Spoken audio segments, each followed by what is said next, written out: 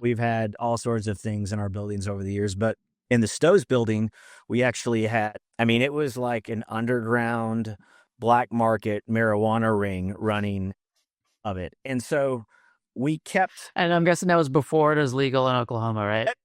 oh, it's still like it was during it. It's crazy. I don't know why. I guess there is a black market out there. We have no idea. We don't know why we're doing that. And they may have been doing other things. We don't know. We kept bringing the police in to move them out, and they kept coming back in real force. I mean, we're talking, it got so bad that the cops finally told us, and they had been working with us, but they said, we can't even send our dog in anymore because of how dangerous it's getting in there. We were Because the dogs would get high.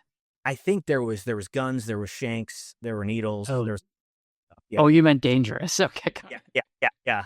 So we're confused on what to do. We keep boarding it up. I mean, we're spending money every week, and we're trying to get closed, and there's all these things happening. And so one day I get a call, and he's a well-known property owner in the community, and he is hilarious. I mean, on his business card, it says his name, and then it says fancy cars, real estate, dancing women, and manure. And so, like, I don't even know. I don't know if that means he specializes in. He's just like, you just. So I find out he needs to talk, and I don't know why, right? And so I go up to his office, and he kind of tells me his whole story, which is fascinating. And then he's like, we got a real problem. He said, one of you people living in your building came over to my building last night, came to the top floor, and turned the water on and plugged all of the drains and flooded my office building. He's like, we're gonna have to make this right. And I'm like, dude, one is, how do you know it was? I mean, I'm not saying it's not, but like, and he's like, I got a can.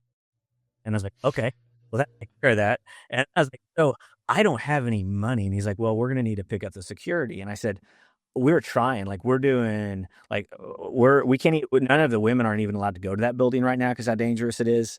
And he says, well, I'll take care of your security. And I'm like, I don't know if that's the best plan or not, And he's like, no. You don't need to pay me. This is what I love to do. And so for free, over the course of a 60-day period before we closed on our loan and could start demo, this guy came in with his other guys, and they basically had like, it was like pepper spray, and they would just shoot it in the room and clear everybody out. And so all of like, everything went away. Now, there was still graffiti. I mean, some of the graffiti is amazing. There's one that says like, hey, Tony, give me $60 or my weed back, right? And there's obviously way more professional stuff, but like, the level of time these guys spent in this building was amazing. But for 60 days, Chris kept our buildings completely empty of people. And so we are incredibly grateful for the free security service that he provided on that space. And we probably will need to name a drink or something after him when we open the bar up. So